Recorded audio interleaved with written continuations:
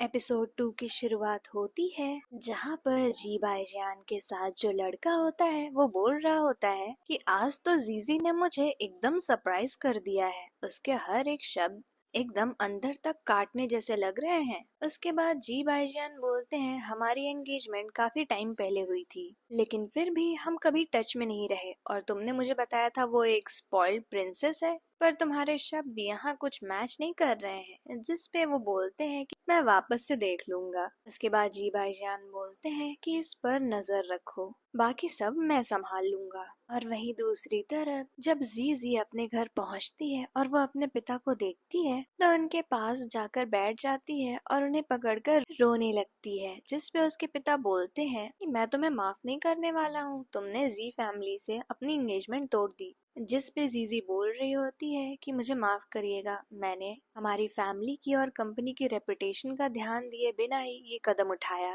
पर मैं अब कभी भी ऐसा कुछ नहीं करूंगी।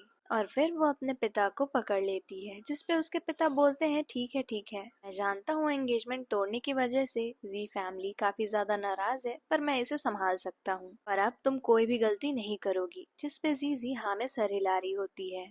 फिर उसके पिता बोलते हैं ठीक है, अब रोना बंद करो। और इसके बाद पूछते हैं ज़ियाओफे और वेंजी तुम्हारे साथ क्यों नहीं आए, तो जिस पे जीजी बोलती है कि ज़ियाओफे का बर्थडे है, हो सकता है वो लोग रुक कर और एंजॉय करना चाहते हों। और वहीं दूसरी तरफ ज़ियाओफे बहुत ही ज्यादा गुस्सा हो रही होती है जीजी पर कि उस जीजी ने मेरी बर्थडे पार्टी खराब कर दी, मुझे सबके सामने शर्मिंदा कर दिया। और तब तक उसकी माँ आती है और बोलती है तुम टैंट्रम्स क्यों दे रही हो, तो इस पे ज़ियाओफे बोलती है हमें ये कब तक करना पड़ेगा। तो उसकी माँ बोलती है तुम्हें लगा था तुम चालाक हो, लेकिन तुम भाईजान के साथ अभी भी नहीं हो पाई और तुमने अब तो वेनहान को भी नीचे खींच लिया है। जिस पे ज़ियाफ़े बोलती है कि मैं ऐसा करना नहीं चाहती थी, सब कुछ तो प्लान के हिसाब से चल रहा था। और उसके बाद उनकी माँ बोलती है अगर तुम ऐसे ही करती रही तो तुम जी फैमिली के करीब कभी नहीं पहुँच पाओगी। और ज़ियाफ़े दूसरी तरफ मुंह कर लेती है, तो उसकी माँ बोलती है ठीक है, मैं तुम्हें लेक्चर नहीं दूंगी, हमें अब आगे के बारे में सोचना है। अगर हमारा प्लान आज कामयाब हो गया तो हम बहुत ही ज्यादा बड़ा स्टेप ले लेंगे। और उस पे ज़ियाफ़े मुस्कुरा रही होती है। वहीं दूसरी तरफ जीजी अपने पिता से बोलती हैं कि आप आंटी के बारे में क्या सोचते हैं, तो उनके पिता बोलते हैं ये अचानक क्यों पूछ रही हो, तो वो बोलती है आंटी ने हमारी फैमिली के लिए कितने सारे एफर्ट्स किए हैं। तो वो बोलते हैं हाँ, जब उसने मुझसे शादी की थी तो वो ज़ियाफ़े को लेके आई थी और सब उसके बारे में गलत चीजें बोलते थे, लेकिन उसने कभी उन पे ध्यान नहीं दिया और हमारे घर को संभाल कर रखा। और तभी उनके पास एक सर्वेंट आती है और उन्हें फूल और एक कार्ड देती है और एक गिफ्ट भी। और इसके बाद उनके पिता बोलते हैं तुम्हारा वेनहान से फिर झगड़ा हुआ ना। फिर जीजी उस गिफ्ट को खोलती है तो उसमें एक नेकलेस होता है और कार्ड पे लिखा होता है कि ये सब मिसअंडरस्टैंडिंग थी, मैं तुम्हें सब समझा दूंगा जब जब तुम्हारा गुस्सा शांत रहेगा। जिस पे वो कार्ड फेंक देती है। और वहीं वेन हान आंट वेंजी को बता रहे होते हैं कि मैंने कार्ड और गिफ्ट और एक फ्लावर का बुके भी भेज दिया है। तो वो बोलती है कि ठीक है, मैंने भी ज़ियाफ़े को डांट दिया है क्योंकि वो गलत थी, लेकिन तुम भी गलत थे। जीजी मासूम है लेकिन पागल नहीं है, तुम उसे इतना चीप नेकलेस कैसे दे सकते हो, तुमसे तो जो वो पाए वो करना चाहिए। जिस पे ज़ियाफ़े बोल रही होती है कि जीजी इतनी ज्यादा अमीर है फिर भी उसने एक फेक नेकलेस के लिए इतना ज्यादा बखेड़ा खड़ा किया। उसके बाद बोलती है उस रूट का क्या हुआ, ध्यान रखना कि जीएन उसी रास्ते से जाए जहां हमने सारी चीजें अरेंज की हैं। तो वेनहान बोलते हैं आप चिंता मत करिए, मैं सब संभाल लूंगा। इस पे वेंजी बोलती है ठीक है और फोन कट कर देती हैं। वहीं दूसरी तरफ जीजी अपने वॉशरूम में जाती है, अपनी ड्रेस चेंज करती है और मिरर पर वेनहान, वेंजी और ज़ियाफ़े की फोटो लगाती है, उनके नाम लिखती है और सोच रही होती है कि इनमें से मुझे पहले किससे डील करना चाहिए। और तभी उसके फोन पर सॉन्ग जियान का फोन आ रहा होता है और इसके बाद वो फोन उठाती है तो जियान बोलते हैं सरप्राइज मैं आ रहा हूँ। तो जीजी सोचती है मैंने वेनहान का प्रपोजल डिनाई कर दिया, लेकिन फिर भी ये क्यों नहीं बदला और जियान क्यों आ रहा है, क्या वो पिछली बार की तरह मर जाएगा। जिस पे जीजी बोलती है कि तुम कहाँ हो, वहीं रुको मैं आ रही हूँ। तो उसमें जियान बोलते हैं तुम चिंता मत करो, वैसे भी ज़ियाफे ने मेरी गाड़ी एयरपोर्ट पे छोड़ दी है और पहले मैं ग्रैंडपा के यहाँ जाऊंगा। और फिर जीजी अपने फोन में मैप देखती है और बताती है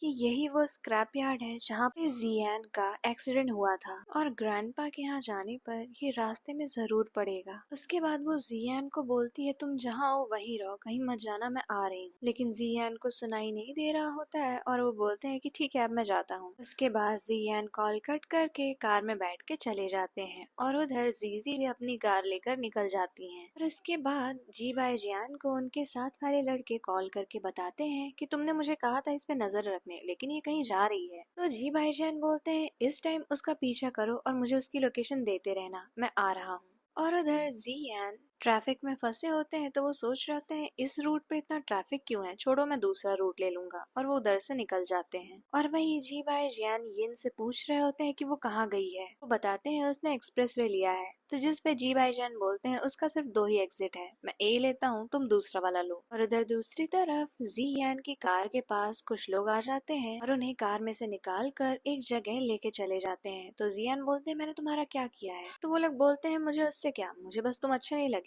और उनमें से एक जीजी को कॉल लगाता है और जियान से बोलता है अपनी बहन से कुछ बोलो। तो जियान बोलते हैं यहाँ मत आना, यहाँ बहुत खतरा है। और उसके बाद वो आदमी जीजी को बोलता है कि सुना ना तुमने, और तुम यहाँ अगर जल्दी नहीं आई तो तुम्हारा भाई कभी बोल नहीं पाएगा। जीजी बोलती है उसे कुछ मत करना, मैं आ रही हूँ। तो वो आदमी बोलता है अकेले आना वरना मैं इसे मार दूंगा। फिर जीजी सोच रही होती है कैसे हो गया, मैंने वेनहान का प्रपोजल एक्सेप्ट नहीं किया फिर भी ये हो रहा है एकदम वैसे ही जैसे हुआ था, क्या इसे बदलने का कोई तरीका नहीं है। और वहीं उस आदमी से दूसरा वाला आदमी आकर बोलता है कि बॉस मुझे तो लगा था हमें सिर्फ एक को उठाना है। जिसपे उसके बॉस बोलते हैं कि ये वाला तो मरेगा, लेकिन वो फिर भी हमारे काम की है और क्लाइंट ने उसके एक्स्ट्रा पैसे दिए हैं। वहीं दूसरी तरफ जी बाई जियान को जीजी की कार अपने सामने से जाते हुए दिखती है, लेकिन वो रेड लाइट में खड़े होते हैं। लेकिन कुछ देर बाद वो रूल तोड़कर जीजी की कार के पीछे चले जाते हैं। और उसके बाद जीजी जब वहां पहुंचती है तो वो लोग जियान को मार रहे होते हैं। तो वो बोलती है रुक जाओ, तुम्हें पैसे चाहिए ना, मैं तुम्हें चाहे जितने पैसे दे दूंगी पर हमें छोड़ दो।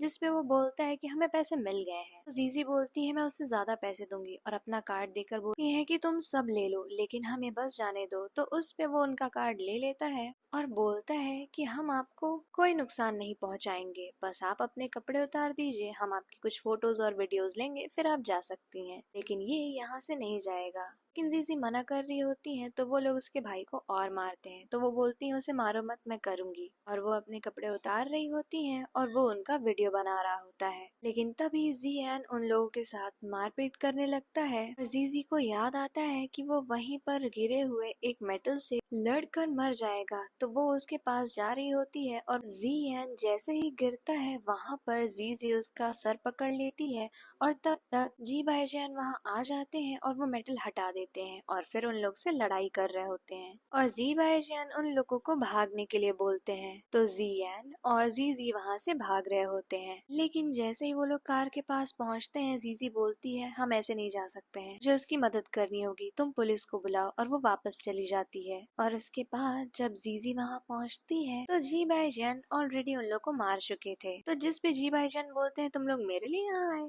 तो उस पे जियान बोलते हैं ब्रदर इन लॉ आप तो बहुत ही ज्यादा अमेजिंग है, एक साथ 3 लोगों को। तो जिस पे जी भाईजान बोलते हैं तुम मुझे ये बुलाना बंद करो, और जीजी उन्हें थैंक यू बोल रही होती है। ये सब वेन हान वहीं पर छुप कर देख रहे होते हैं और जब वो सुनते हैं कि पुलिस आ रही है तो वहाँ से चले जाते हैं। और फिर जीजी देखती है कि जी भाईजान बहुत ही ज्यादा हर्ट है तो वो उन्हें जीशान हॉस्पिटल लेके जाती है। और फिर वो जी भाईजान को थैंक यू बोलती है और यहाँ तक कि उनको कोर्ट पे डालने में हेल्प करती है। लेकिन फिर जीजी जी भाईजान से पूछती है कि आप वहाँ पर क्या कर रहे थे इतनी रात में। तो वो बोलते हैं कि बस कुछ अर्जेंट काम था, मैं वहां से जा रहा था। तो जीजी पूछती है क्या मैं पूछ सकती हूँ वो क्या था। तो उस पे वो बोलते हैं क्यों। तो जिस पे जीजी बोलती है कि हमारी वजह से आपका वो अर्जेंट काम अधूरा रह गया तो मैं आप हेल्प करना चाहती हूँ। तो जिस पे जी भाईजान बोलते हैं तुम कर नहीं सकती और कोई जरूरत भी नहीं है, और वहां से जाने लगते हैं। जिस पे जीजी बोलती है क्या आप अब भी मुझसे नाराज हैं। तो जी भाईजान बोलते हैं कि ये किस बारे में बात हो रही है। तो जीजी बोलती है किसी भी बारे में हो, लेकिन मेरे अपने खुद के रीजंस थे तो क्या आप मुझे माफ नहीं कर सकते हैं।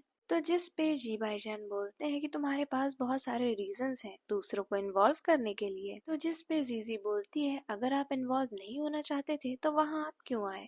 तो जिस पे जी भाईजान बोलते हैं तुम अब भी मुझ पे शक कर रही हो। तो जिस पे जीजी मुस्कुराकर बोलती है कि आपने मेरी जान बचाई है, मैं आप पे शक क्यों करूंगी, और उनके कोट की दोनों स्लीव्स लेकर उन्हें बांध देती है और वहाँ से चली जाती है। और वहीं दूसरी तरफ वेंजी को जब ये न्यूज मिलती है तो वो ज़ियाओफे को एक तमाचा मारती है और बोलती है तुमने सब कुछ बर्बाद कर दिया, तुम्हें क्या जरूरत थी जीजी को बीच में लाने के लिए। तो उस पे ज़ियाओफे बोलती है कि ये शुरुआत तो जीजी ने ही की थी, उसने मेरे वीडियो को पब्लिक में दिखाया तो मैं बस उसका बदला लेना चाहती थी और कुछ फोटोज और वीडियोस ही तो चाहती थी, वो जो भी चाहे कर सकती है पर मैं वो उसके साथ क्यों नहीं कर सकती। तो जिस पे उनकी माँ बोलती है कि तुम एकदम पागल हो गई हो और उनके ऊपर दोबारा से हाथ उठाने जा रही होती हैं पर रुक जाती हैं। तो जिस पे ज़ियाओफे बोलती है अब हमें क्या करना चाहिए, तो वो बोलती है क्या करना चाहिए, वो अभी भी जिंदा है और जेजी अभी भी उसे कुछ नहीं हुआ है। मैं बहुत ही ज्यादा गुस्से में हूँ और अगर किसी ने इन्वेस्टिगेट किया तो हम लोग पकड़े जाएंगे।